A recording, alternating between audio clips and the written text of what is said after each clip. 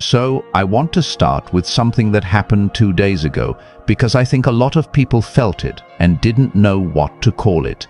Saturday, March 7th, 2026. Mercury, which has been retrograde in Pisces since February 26th, moved directly into the heart of the Sun. Astrologers call this the eclipse. It literally means in the heart of the Sun in Arabic. And it is one of the most unusual, genuinely interesting moments in any retrograde cycle. Not dramatic in the way eclipses are dramatic, quieter than that. More like the moment in the middle of a storm when the wind stops for about 30 seconds and everything just goes completely still. That's what a eclipse feels like. That stillness, that strange clarity that arrives right in the middle of all the confusion. Now here's what I find fascinating about this particular one. Mercury is retrograde in Pisces, right? Pisces is already a sign associated with dissolution, with the blurring of edges, with things being a little difficult to pin down. Mercury is considered to be in its fall in Pisces, which means it doesn't operate at full strength there. It works harder, it's less sharp, it tends toward intuition and feeling over precision and logic. So when Mercury goes retrograde in Pisces, you got a double layer of that. Things have been genuinely murky since February 26th. Communication has been strange. People haven't been saying quite what they mean, or they've been saying too much, or the words keep coming out sideways. There's been this quality of, I know what I'm trying to express, but I can't quite get it out into the world accurately. And then 2 days ago, at 3 in the morning Pacific time, at 16 degrees 52 minutes of Pisces, Mercury hit the exact degree of the Sun, and something shifted. I've been thinking about the best way to describe what a eclipse actually does. Here's the image that keeps coming back to me. You know when you've been trying to read something in bad light, squinting, holding the paper at different angles, and then someone turns on a proper lamp and suddenly you can just see it? That's the eclipse. The Sun is pure consciousness in astrology. It's the thing that illuminates. And when it meets Mercury, the planet of thought and communication, and the way we process our immediate experience, at an exact conjunction, it's like the Sun turns its full attention on your mind for a moment. Things that were circling around in the background of your awareness, below the surface, not fully formed yet, they come forward. They become readable. And because this is happening in Pisces, the messages that came through on the 7th weren't necessarily verbal. They were more likely to be a feeling that settled, a dream that made unusual sense when you woke up, a conversation that finally clicked, something that you'd been circling around for weeks suddenly, resolving into a specific understanding. So that's what happened Saturday. And today, Monday, March 9th, we are 2 days into the window that opens after the eclipse, which is actually, in some ways, the more interesting part of this whole cycle. Before I go deeper into that, if this is resonating with you, leave a like and subscribe. I do these regularly. And drop a comment saying I felt it on Saturday so I can see who's been noticing this energy. Okay, so back to where we are right now. Here's something that often gets lost in how people talk about retrograde cycles. The eclipse isn't just a nice moment. It's a turning point in the cycle's story. Think of the Mercury retrograde cycle like a sentence. Mercury stations retrograde, that's the comma. Everything slows down, you go back over old ground.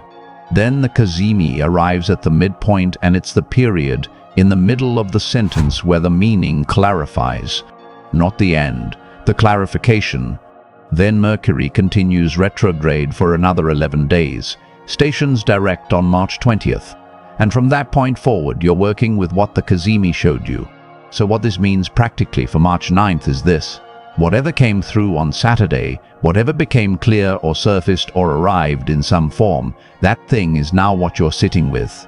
You've received a message. The retrograde isn't done. You haven't necessarily acted on it yet, but you have, at least on some level, received it. Some of you received it consciously. You woke up Saturday morning with a sense of resolution about something that had been bothering you. Maybe it was about a relationship. Maybe it was about a direction you'd been questioning. Maybe it was about something you said or did in the weeks before that you couldn't quite land on the right response to. The cazimi in Pisces doesn't deliver spreadsheets, it delivers feelings of knowing. That quiet sense of, oh, I actually understand this now. That's what Saturday was for a lot of people. And some of you received it in a less obvious way. The message came through a dream, or through a conversation that seemed casual but contained something important, or just as a shift in emotional quality, like something that had been heavy became slightly lighter, and you're not entirely sure why. That's also valid. Pisces works like that. It doesn't always give you the memo in plain language. It gives you the experience of understanding, and the words come later.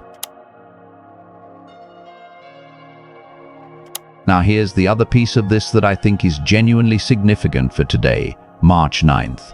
Jupiter has been retrograde at 15 degrees Cancer since November 11th, 2025, nearly 4 months, and it stations direct tomorrow, March 10th, at 11:30 p.m. Eastern Time, which means right now, as of today, Jupiter is essentially stationary. It has slowed to almost no movement. It is hovering at 15 degrees Cancer, just hours away from changing direction entirely. When a planet is stationary like this, its energy gets concentrated. Think of it like water that's been flowing in one direction being rerouted. There's a moment of pressure, a moment of gathering before it starts moving the new way. Jupiter retrograde in Cancer has been asking a particular set of questions for these past 4 months. Questions about belonging, about emotional foundations, about where you feel genuinely nourished versus where you've been going through the motions. Jupiter in Cancer is already about expansion through emotional connection, through home, through the people and places that feed something deep in you. Jupiter retrograde in Cancer turns that inward. What is actually nourishing you? Not what should be, not what looked good at the beginning. What is genuinely feeding your growth right now? And here's the thing that matters for today and tomorrow. The Mercury cazimi just brought clarity on Saturday, and Jupiter is stationing direct the day after. That sequencing is not nothing. From an astrological perspective, what you just become clearer about, whatever surfaced on or around March 7th, is now about to start moving. Not because you figured it all out, but because Jupiter direct means the expansion phase resumes. Things that have felt stuck at a growth level, opportunities that seemed like they were in a holding pattern, areas of your life where you could feel the potential but couldn't quite make it move forward, those areas are about to start shifting. Jupiter at 15 degrees Cancer, moving direct, is particularly relevant for Cancer placements, for Scorpio and Pisces through a trine, and for Capricorn through an opposition that has been challenging but productive. The combination of these two things happening within 48 hours of each other, Mercury cazimi on March 7th, Jupiter direct on March 10th, creates a very specific kind of energy window. Clarity followed immediately by momentum. You understand something and then the universe gives it somewhere to go. That's a meaningful sequence. I want to spend some time on this because I think there's a tendency to treat Mercury retrograde like a sentence to survive, and then Mercury goes direct and we all exhale and declare it over. And that's not really how it works. Mercury goes direct on March 20th. We're still 11 days out from that. And the retrograde period between the cazimi and the direct station is actually quite rich, particularly in Pisces. Mercury is currently at about 15 degrees Pisces, retrograding back toward 8 degrees Pisces where it will station direct. It's going to be conjunct Mars in Pisces around March 15th. Mars entered Pisces on March 2nd and has been adding a quality of intuitive drive to the Pisces energy. Mercury conjunct Mars in a water sign is interesting because it's not Mars's natural mode. Mars in Pisces is softer, more indirect, more motivated by feeling than by strategy. And when Mercury meets it during a retrograde, there's something happening around the things you want to say but have been holding back. The conversations that feel urgent but uncertain, the urge to act on something you're still processing. So between now and March 20th, watch for that, particularly around March 15th when the conjunction is exact. Things may come out of your mouth before you've entirely thought them through. And in Pisces, that's not necessarily a bad thing. Pisces Mercury, even retrograde, tends to speak from something beneath the rational layer, the accidental truths. The thing you said that turned out to be more honest than you'd planned. There's a value in that during this period. The bigger point here is that the retrograde isn't done making its case. The cazimi showed you something. The direct station on the 20th will give you permission to act on it clearly. But between now and then is the integration. This is the part where the information becomes something you can actually use. Something else happened this past week that I think pairs importantly with everything in Pisces right now. Venus moved into Aries on March 6th, and on March 7th, the same day as the Mercury cazimi, Venus formed an exact conjunction with Neptune at 1 degree Aries. This is significant for a couple of reasons. First, Venus just left Pisces, and Pisces is actually the sign of Venus's exaltation. She's very comfortable there. Giving, receptive, attuned to beauty and connection in a very open, non-defensive way. Aries is the opposite end of that spectrum. Aries is ruled by Mars. It's self-initiating, direct, sometimes blunt, willing to go after what it wants without waiting for permission. Venus in Aries doesn't wait. It says what it feels. It makes the first move. It values honesty over comfort in love and connection. So Venus has just made this transition from one of her most comfortable signs into one of her more challenging ones. And her very first aspect in Aries is a conjunction with Neptune, which is interesting. Neptune in Aries is itself a new development. Saturn and Neptune both entered Aries in February of 2026, and their conjunction at 0 degrees Aries on February 20th was a generational marker. So Venus's first step into Aries is immediately meeting this visionary, somewhat idealistic, deeply spiritually infused Neptune that is just beginning a very long journey through this fire sign. What does that combination mean for you right now? Venus conjunct Neptune in Aries is, in the simplest terms, inspired desire. It's the moment where what you want and what you imagine to be possible merge into something that feels both urgent and dreamy at the same time. It's a little bit like falling for an idea before you've had a chance to stress test it, and that's not a criticism. Sometimes you need to feel the pull of something beautiful before you can assess whether it's real. Venus and Neptune together say, here is what you're capable of wanting. Here is the full picture of what connection or beauty or value could look like for you. And Aries says, now do something about it. The shadow of this combination is idealization, seeing someone or something in a light that is a little too perfect, a little too much about potential and not enough about what's actually in front of you. The Neptune filter is active right now. Things can look more beautiful than they are. Feelings can feel more fated than they are. That's worth keeping in mind as you process whatever came through during the Mercury cazimi window. Not every insight that arrived on Saturday needs to be immediately trusted as final truth. Some of it needs a few weeks of Mercury retrograde to finish clarifying before you stake too much on it. We also can't talk about this week without acknowledging that the total lunar eclipse in Virgo happened on March 3rd, just 6 days ago. Eclipses don't resolve on the day they happen. They kick something into motion, and then that motion unfolds over the following weeks and sometimes months. Virgo rules discernment. It's the sign that sifts, that analyzes, that notices what isn't quite right. And a total lunar eclipse in Virgo sitting across the axis from all these Pisces planets is asking a specific question: what are you pretending not to see? Pisces, where the Sun, Mercury and Mars are all sitting right now, is the sign of surrender and dissolution and compassion. Beautiful qualities. But one of Pisces' shadow sides is avoidance dressed up as acceptance, the kind of not looking that presents itself as going with the flow. The Virgo eclipse is the part of you that knows the difference between genuine peace with something and just not wanting to deal with it yet, between real acceptance and managed denial.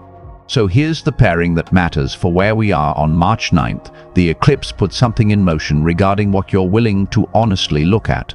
The Mercury cazimi just gave you a moment of clear sight 2 days ago. Jupiter is about to go direct and give things momentum. If you are genuinely ready to see clearly and act on what you see, this is a remarkable window. If you're still in the avoidance mode that Pisces can sometimes enable, the next few weeks are going to feel like a lot of pressure building up around something that needs your honest attention.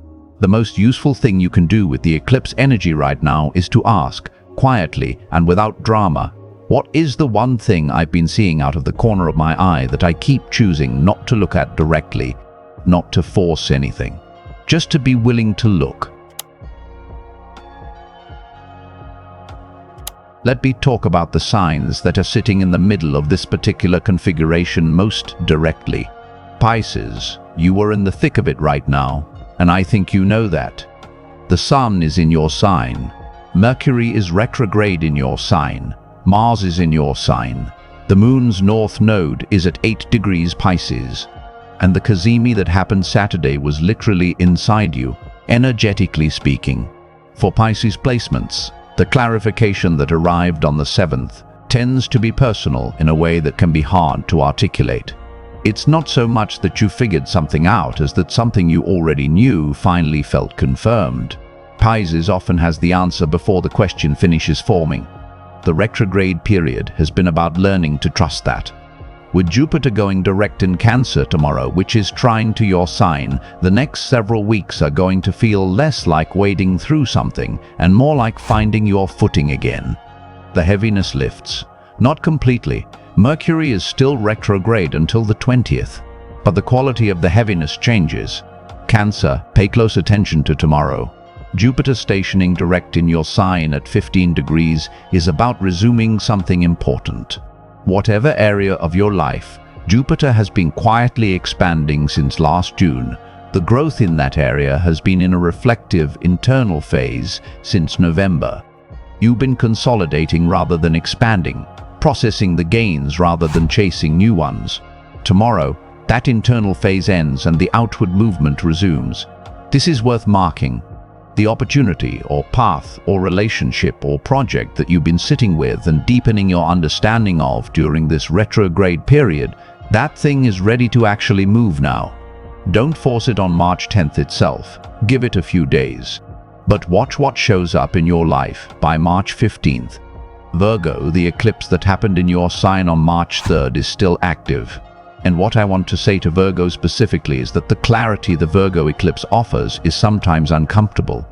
Virgo sees what's not working.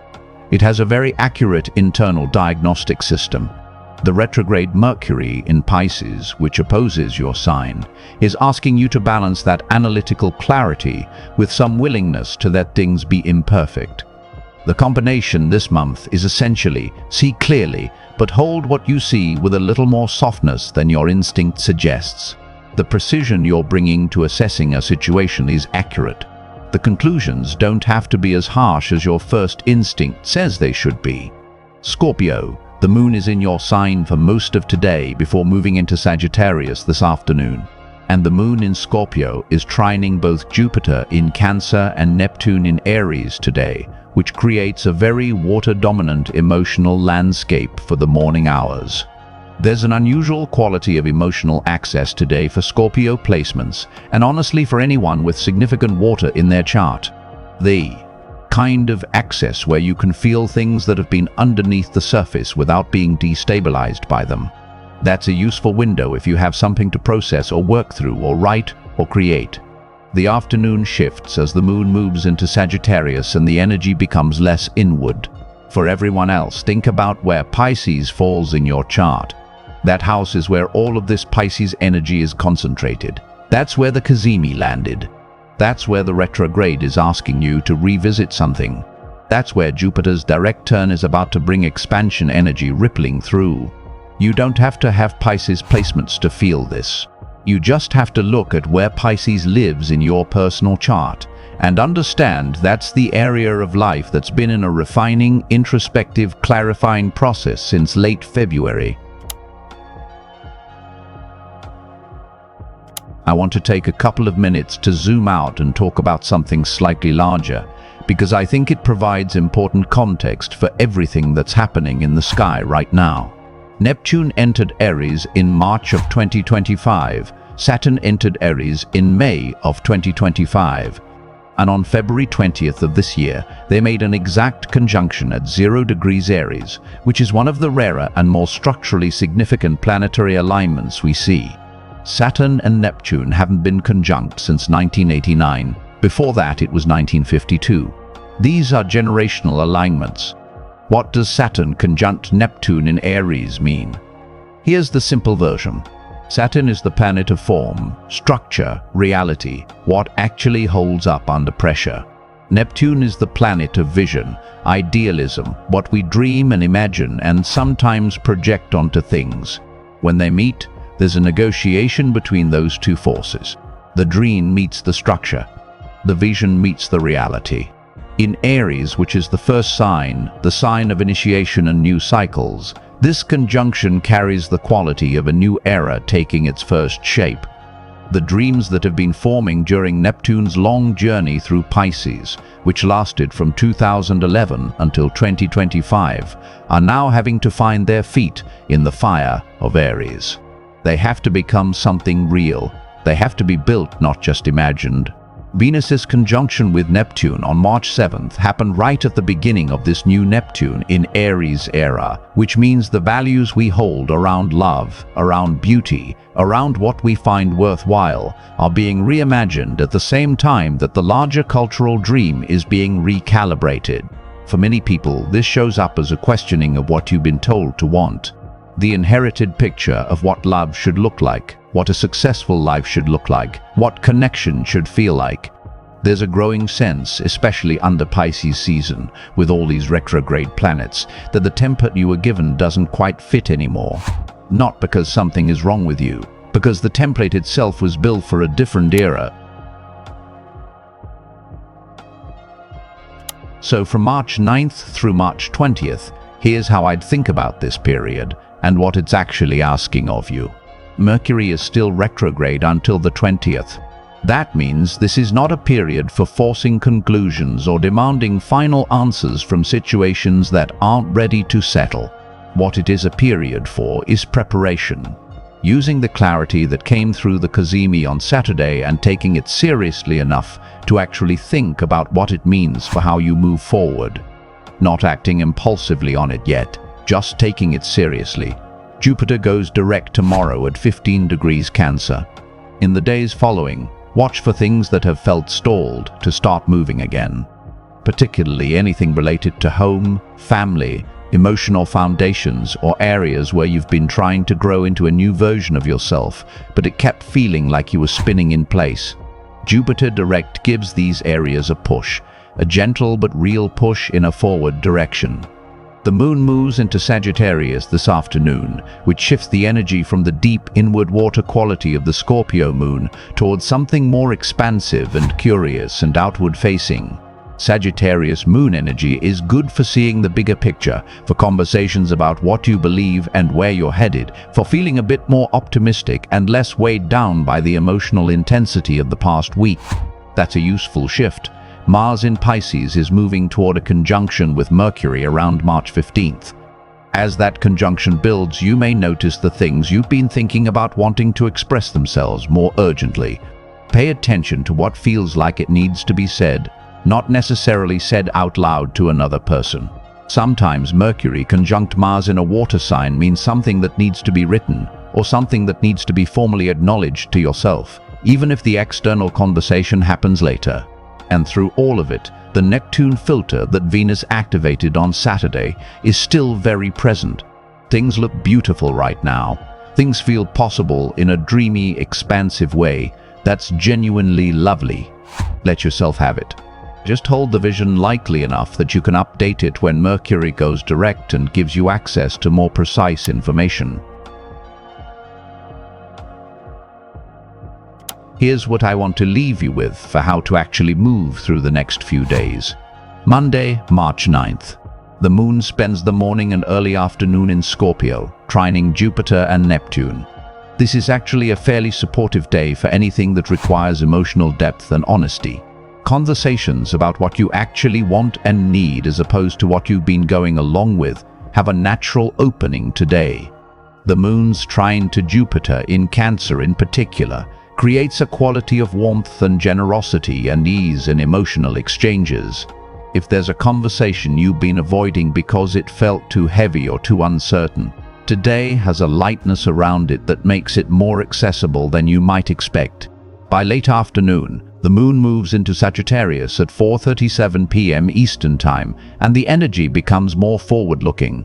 Sagittarius moon energy is direct and opinionated and wants to move towards something. If you've been in a lot of introspection the past few days, the afternoon is a good time to take even a small practical step in the direction that the Saturday cazimi pointed you. Tuesday, March 10th. Jupiter stations direct at 11:30 p.m. Eastern Time.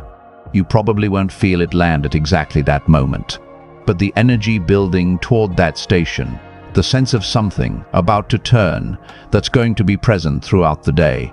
It's worth doing something on the 10th that symbolizes or initiates the area of growth you want to move into.